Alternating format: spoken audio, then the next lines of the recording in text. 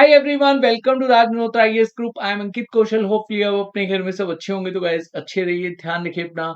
And guys आज हम discuss करेंगे करंट अफेयर के पॉइंट ऑफ व्यू से इंपॉर्टेंट टॉपिक। और आज का जो हमारा टॉपिक है, man are slowly losing their Y chromosome. अब देखिए काफी इंपॉर्टेंट टॉपिक है। अगर वाई क्रोमोसोम ही नहीं होगा तो मेल जो चाइल्ड है वो डिसअपियर हो जाएगा कुछ मिलियन सालों के बाद। अगर मेल ही नहीं होंगे, क्या फीमेल होंगे, क्या ह्यूमन रेस होगी? तो इस सेशन में हम काफ़ी डिटेल में डिस्कस करेंगे। और ये एक कंसेप्ट है, डेफिनेटली आपको पता होगा, एक्स वाई क्रोमोसोम जो मेल में होते हैं और एक्स एक्स क्रोमोसोम जो फीमेल में होते हैं। एक्स और एक्स मिलकर a girl child born, Y और एक्स या एक्स और वाई मिलकर अब मेल चाइल्ड बोर्न। ये हम पढ़ेंगे भी और ये कंसेप्ट डेफिनेटली आपको पता भी होगा। अगर यहाँ पर वाई क्रोमोसोम ही बेसिकली डिसअपियर हो जाएगा तो क्या ह्यूमन रेस हमें देखने को मिलेगी? या अगर यहाँ पर जो वाई क्रोमोसोम में जीन्स हैं, इन जीन्स में कुछ हमें चेंजेस देखने को मिले, मतलब यहाँ पर अगर पैटर्न चेंज हो जाए तो क्या यहाँ पर हमें एक न्यू ह्यूमन रेस देखने को मिलेगी? तो काफी कुछ इस सेशन में हम कवर करेंगे। एक बार ये आप एडिटोरियल देख सकते हैं, the remarkable endurance of Y chromosome, master of maleness. आप देखिए यहाँ पर जो सोसाइटी में एक मिथ था, जैसे हम देखते थे ना कि मेल चाइल्ड के लिए रिस्पॉन्सिबल ठहराया जाता है फीमेल को, है ना? और अगर मतलब मेल चाइल्ड नहीं होता था, और 2011 का जो सेंसस था उसके अकॉर्डिंगली अगर हम देखें तो मेल और फीमेल में हमें काफी कंपैरिजन देखने को मिलता था। और एक स्टेट है जो काफी पुअर परफॉर्मेंस हमें देखने को मिल रही थी, हरियाणा। मेल और फीमेल के कंपैरेटिवली अगर हम देखें, अब देखिए government is making many efforts to improve the sex ratio in the country. Continuous awareness campaign are also being run. जैसे हरियाणा में एक स्कीम आपको देखने को मिली थी, बेटी बचाओ बेटी पढ़ाओ योजना, and that is the number of daughter is now increasing as compare to the son. मतलब हरियाणा ने काफी कुछ इम्प्रूव किया है। अब देखिए यहाँ पर क्वेश्चन ये है कि कुछ सालों के बाद, कुछ मिलियन सालों के बाद हमें वाई क्रोमोसोम ही नहीं देखने को मिलेगा। And you would be surprise to know that something is going to happen now, and that no one will able to have son in the coming times. और this news can be a big blow for the people who want a son, है ना? तो एक society हमें यहाँ पर change देखने को मिल सकती है। लेकिन हाँ, ऐसा 10-20 सालों में नहीं होने वाला या 50 सालों में नहीं होने वाला, कुछ मिलियन सालों के बाद हमें देखने को मिलेगा। जैसे जो वाई क्रोमोसोम है, इसमें 55 जीन होते हैं, है ना? अब यहाँ पर साइंस एंड टेक के अकॉर्डिंगली आपने थोड़ा सा पढ़ा होगा। जैसे एक्स क्रोमोसोम में 900 के नियर अबाउट जीन होते हैं। कई बुक्स में 1000 जीन लिखे हुए हैं, तो उसमें आपने कंफ्यूज नहीं होना। मतलब इतने यहाँ पर जीन होते हैं। अब ऐसा साइंटिस्ट की एक रिसर्च के अकॉर्डिंगली पता लगा है कि जो 55 जीन होते हैं, जीन्स होते हैं वाई क्रोमोसोम में, हर मिलियन साल में 5 जो जीन्स हैं वो हमें डिसअपियर देखने को मिलेंगे।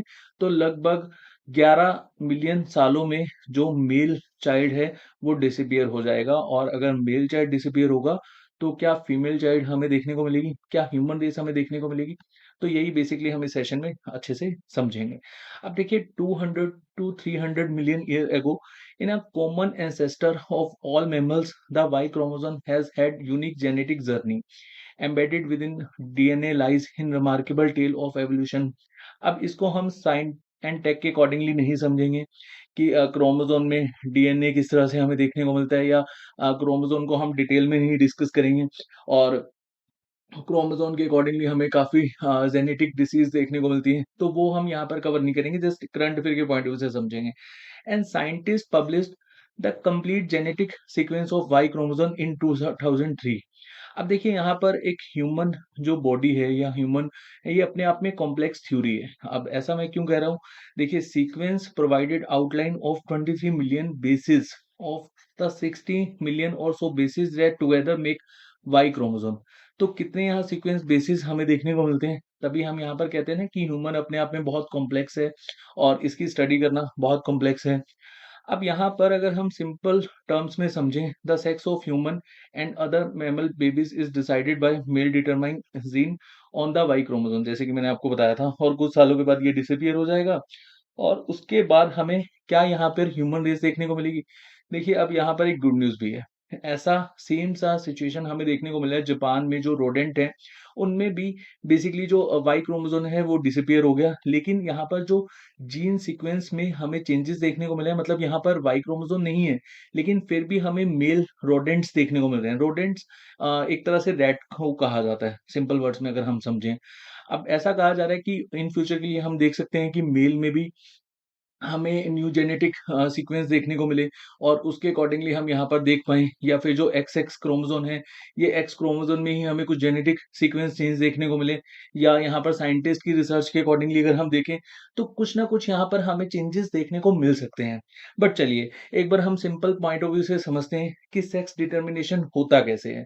जैसे अगर हम मेल के पॉइंट ऑफ व्यू से समझें, तो देखिए 23 पेयर होते हैं क्रोमोसोम के, 23 pair is equal to 46 chromosome.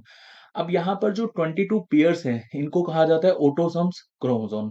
1 pair जो होता है, वो सेक्स क्रोमोसोम के लिए कहीं न कहीं रिस्पॉन्सिबल होता है।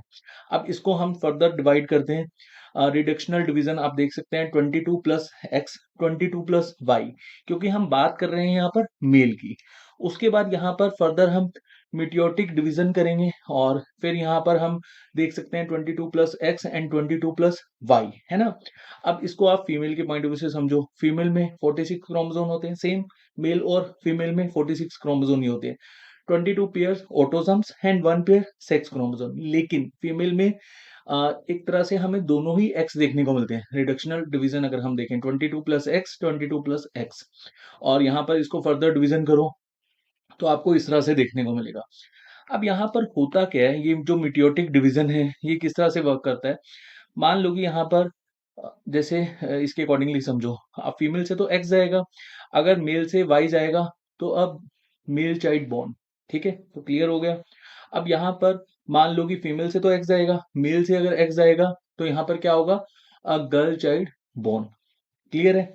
सिंपल था, कोई दिक्कत नहीं। अब यहाँ पर अगर हम समझें, जैसे कि मैंने आपको बताया था कि एक्स में 900 जीन्स होती हैं और यहाँ पर एक्स में जीन्स ज़्यादा होती हैं, तभी हम एक्स का साइज़ देखते हैं ना, हमें कुछ लार्जर देखने को मिलता है कंपैरेटिवली वाई, और वाई में कितनी जीन्स होती हैं? 55। अब देखो, इसमें कन्फ्यूज़ नहीं हो जाना, कई बुक्स में 1000 दिया हुआ है, मतलब यहाँ पर 100 का आपको डिफरेंस या 50 का डिफरेंस देखने को मिल सकता है। तो इसमें आपको कंफ्यूज नहीं होना है। अब वाई क्रोमोसोम कई बुक्स में हमें 70 के आसपास जीन्स देखने को मिलती हैं। तो देखिए 55 के आसपास जीन्स हैं। अगर हम यहाँ पर साइंटिफिक थ्योरी के अकॉर्डिंगली समझें, अब यहाँ पर डीएनए में हम ज़्यादा नहीं जाएँगे, जस्ट ये जीन्स के अकॉर्डिंगली समझिए। और ये जो अपर पार्ट होता है ना वाई क्रोमोसोम का, ये बेसिकली डिटरमाइन करता है कि मेल होगा या नहीं होगा। जो ये नीचे वाला पार्ट होता है ना वाई क्रोमोसोम का, ये बेसिकली कॉमन फंक्शन के लिए रिस्पॉन्सिबल होता है। जैसे अगर मान लो कि मेल हो जाता है ना? मेल चाइल्ड बोर्न हो जाता है, तो वो किस तरह से एक्ट करेगा, उसकी बॉडी का जो कलर है वो कैसा होगा, तो ये नॉर्मल जो फंक्शंस होते हैं वो इसके लिए रिस्पॉन्सिबल होता है। और इसी को बेसिकली क्या कहा जाता है? SRY। This master sex gene was identified as SRY, sex region on the Y. In 1990 इसको डिस्कवर किया गया था। It works by triggering a genetic pathway starting with a gene called XOX9, which is key for male determination in all vertebrates, although it does not lie on the same sex chromosome. अब देखिए यहाँ पर अगर हम बात करें, जैसे कि मैंने आपको बताया था ना कि हर मिलियन साल के बाद जो 5 जीन्स हैं वाई क्रोमोसोम से, वो डिसअपीयर हो जाएंगे। तो अप्रोक्सीमेटली अगर हम बात करें, लगभग 11 मिलियन ईयर्स आफ्टर जो वाई क्रोमोसोम है वो डिसअपीयर हो जाएगा। ऐसा हम क्यों कह रहे हैं? क्योंकि देखिए जो एक्स जीन्स हैं और जो वाई जीन्स हैं, ऐसा कहा जाता है कि ये एक टाइम पे सेम ही फिगर में होंगे, और कुछ सालों के बाद, कुछ मिलियन सालों के बाद जो वाई क्रोमोसोम है वो अभी के लिए डिसअपीयर हो रहे हैं कॉन्टिन्यूअसली। और अब यहाँ पर आपको एक तरह से एक मतलब यहाँ पर अगर हम देखें, गुड न्यूज़ भी है। जैसे मैंने आपको बताया था कि 2 rodents lineage that have already lost their Y chromosome but still surviving, और मेल रोडेंट्स भी हमें देखने को मिल रहे हैं। मतलब जो जेनेटिक हमें सीक्वेंस है वो चेंज हमें देखने को मिल रहा है। और इसके अकॉर्डिंगली अगर हम समझें, तो यहाँ पर कहा जा सकता है कि ह्यूमन में भी क्या पता हमें जेनेटिक सीक्वेंस चेंज देखने को मिले। बट अब देखिए सारी की सारी जो स्पीसीज हैं वो सेम नहीं होती। Some lizards and snakes are female only species that can make eggs out of their own genes via what's known as partho parthenogenesis, but this can't happen in human or other mammals because we have at least 30 crucial imprinted genes that work only if they come from the father via sperm. तो ये point आपको यहाँ पर याद रखना है। अब देखिए to reproduce we need sperm, मतलब हमें एक तरह से जो मेल का जो स्पर्म है उसी के अकॉर्डिंगली देखने को मिलता है ना, जो वाई क्रोमोसोम, और ये कहीं ना कहीं रिस्पॉन्सिबल होता है मेल चाइल्ड के लिए।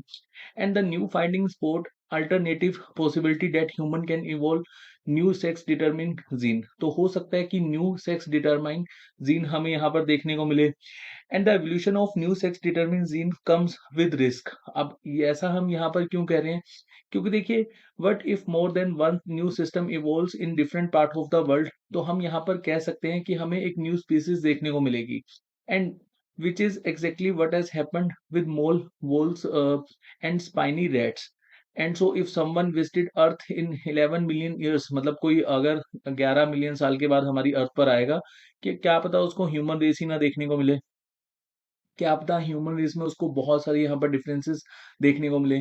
क्योंकि देखिए वाई क्रोमोसोम का एक इंपॉर्टेंट रोल तो होता है, और अगर वाई क्रोमोसोम नहीं होगा और एक्स क्रोमोसोम में सीक्वेंस चेंज होंगे, तो उसके अकॉर्डिंगली हम यहाँ पर कह सकते हैं ना कि हमें न्यू स्पीसीज यहाँ पर देखने को मिल सकती है। तो देखिए इस सेशन में इतना ही, अभी के लिए रिसर्च हमें देखने को मिलेगी आगे।